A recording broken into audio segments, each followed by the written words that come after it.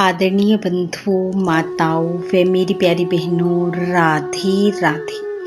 आप सभी का हमारे YouTube चैनल जीवन की धारा पर बहुत बहुत स्वागत है। बंधुओं, आज हम इस वीडियो में राजा दशरथ व शनि देव जी की कथा सुनेंगे, जिसे सुनने सुनाने वाला कभी भी शनि जी की दशा से पीड़ित नहीं होता। वे शनि देव स्वयं उसकी रक्षा करते हैं। कथा सुनने के बाद यदि आप हमारे चैनल पर नए हैं तो कृपया हमारे चैनल को सब्सक्राइब करें, बेल आइकन को प्रेस करें ताकि हमारी वीडियो के नोटिफिकेशन सबसे पहले आप तक पहुंचे। वीडियो को शेयर व लाइक भी जरूर करें।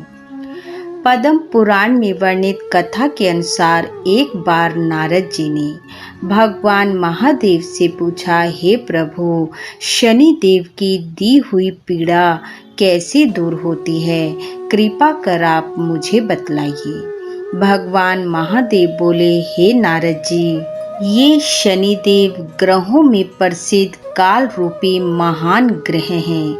इनके मस्तक पर जटा है, शरीर में बहुत से रोए हैं तथा ये दानवों को भय पहुंचाने वाले हैं। पूर्व काल की बात है, रघुवंश में दशरथ नाम के एक बहुत प्रसिद्ध राजा हुए। वे चक्रवर्ती सम्राट, महान वीर तथा सातों द्वीपों के स्वामी थे।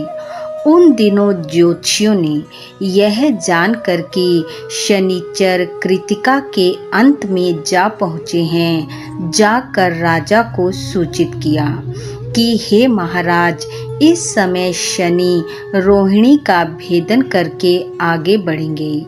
यह अत्यंत उग्र शाकट भेद नामक योग है, जो देवताओं और असुरों के लिए भी भयंकर है। इससे 12 वर्षों तक संसार में अत्यंत भयानक दुर्भिक्ष फैलेगा। यह सुनकर राजा ने मंत्रियों के साथ विचार किया और गुरु वशिष्ठ आदि से पूछा, हे द्विजवरों, बताइए इस संकट को रोकने का यहाँ कौन सा उपाय है? वशिष्ठ जी बोले, हे राजन, यह रोहिणी प्रजापति ब्रह्मा जी का नक्षत्र है। इसका भेद हो जाने पर प्रजा कैसे रह सकती है? ब्रह्मा और इंद्र आदि के लिए भी यह योग असाध्य है। महादेव जी कहते हैं, हे नारद जी, इस बात पर विचार करके राजा दशरथ ने मन में महान साहस का संग्रह किया और दिव्य अस्त्रों सहित दिव्य धनुष लेकर रथ पर आरूढ़ हो बड़े वेग से वे नक्षत्र मंडल में पहुंच गए। भगवान बोले, हे नारद जी, रोहिणी पृष्ठ सूर्य से 1.25 लाख योजन ऊपर है। वहां पहुंचकर राजा ने धनुष को कान तक खींचा और उस पर संहार अस्त्र का संधान किया। वह अस्त्र देवता और असुरों के लिए भी भयंकर था। उसे देखकर शनिदेव कुछ भयभीत हो हंसते हुए बोले, हे राजन, तुम्हारा महान पुरुषार्थ शत्रु को भय पहुंचाने वाला है। मेरी दृष्टि में आकर देवता, असुर, मनुष्य, सिद्ध, विद्याधर और नाग सब भस्म हो जाते हैं, किंतु तुम बच गए। इसलिए हे राजन, तुम्हारे तेज और पौरुष से मैं अत्यंत संतुष्ट हूँ। वर मांगो, तुम अपने मन से जो कुछ चाहोगे तुम्हें अवश्य दूंगा।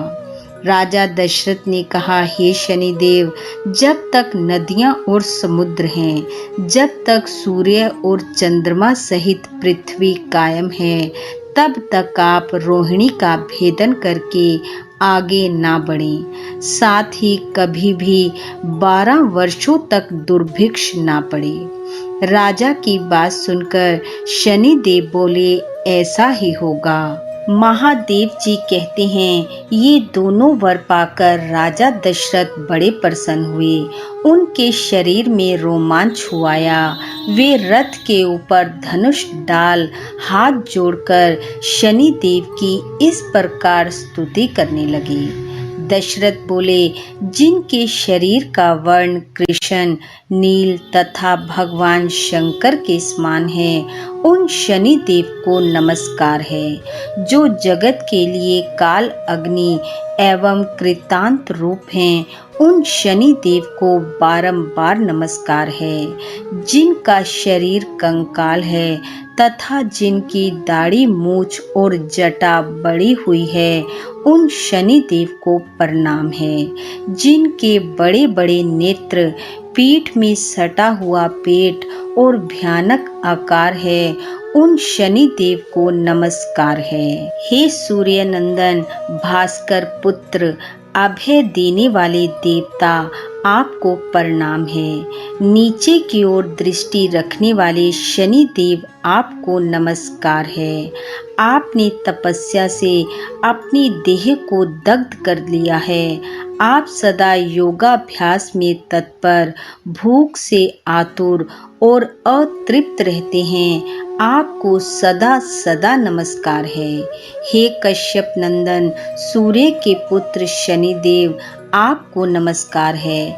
आप संतुष्ट होने पर राज्य दे देते हैं और रुष्ट होने पर उसे तत्क्षण नष्ट कर देते हैं। देवता, असुर, मनुष्य, सिद्ध, विद्याधर और नाग, ये सब आपकी दृष्टि पड़ने पर समूल नष्ट हो जाते हैं।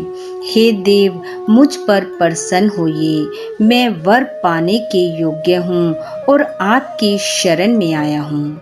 महादेव जी कहते हैं, हे नारद जी, राजा की इस प्रकार स्तुति करने पर ग्रहों के राजा महाबलवान सूर्य पुत्र शनिदेव बोले, उत्तम व्रत के पालक राजेंद्र, तुम्हारी इस स्तुति से मैं अत्यंत संतुष्ट हूँ।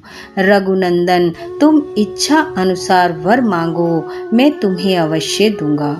दशरथ बोले, हे सूर्य नंदन, आज से आप देवता, असुर, मनुष्य, पशु, पक्षी तथा नाग, किसी प्राणी को भी पीड़ा ना दें। शनि देव ने कहा, हे राजन, देवता, असुर, मनुष्य, सिद्ध, विद्याधर तथा राक्षस, इनमें से किसी के भी मृत्यु स्थान, जन्म स्थान अथवा चतुर्थ स्थान में मैं रहूं तो उसे मृत्यु का कष्ट दे सकता हूँ, किंतु जो श्रद्धा से युक्त, पवित्र और एकाग्र चित हो, मेरी लोहमयी सुंदर प्रतिमा का शमी पत्रों से पूजन करके तिल मिश्रित उड़द भात, लोहा, काली गाय या काला वृषभ ब्राह्मण को दान करता है और विशेषकर मेरे दिन को इस स्रोत से मेरी पूजा करता है,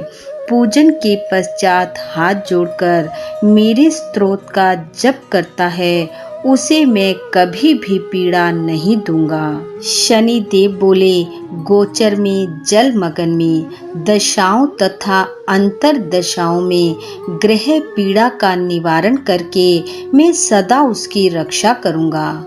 इसी विधान से सारा संसार पीड़ा से मुक्त हो सकता है। रघुनंदन, इस प्रकार मैंने युक्ति से तुम्हें वरदान दिया है। महादेव जी कहते हैं, हे नारद, वे तीनों वरदान पाकर उस समय राजा दशरथ ने अपने आप को कृतार्थ माना। वे शनि देव को नमस्कार करके उनकी आज्ञा ले रथ पर सवार हो बड़े वेग से अपने स्थान को चले गए। उन्होंने कल्याण प्राप्त कर लिया था।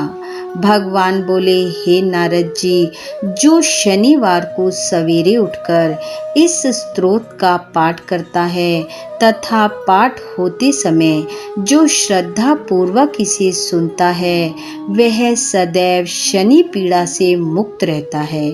वह स्वयं शनि देव उसकी रक्षा करते हैं। इस प्रकार नारद जी को शनि स्तोत्र की महिमा सुनाकर भगवान मौन हो गए। बोलो शनि देव महाराज की जय। बंधु, शनि देव जी की शुभ दृष्टि व शुभ कृपा आप व आपके परिवार पर सदैव बनी रहे। आपका घर आंगन खुशियों से महकता रहे। इन्हीं शुभकामनाओं के साथ आप सबका बहुत बहुत धन्यवाद। राधे राधे।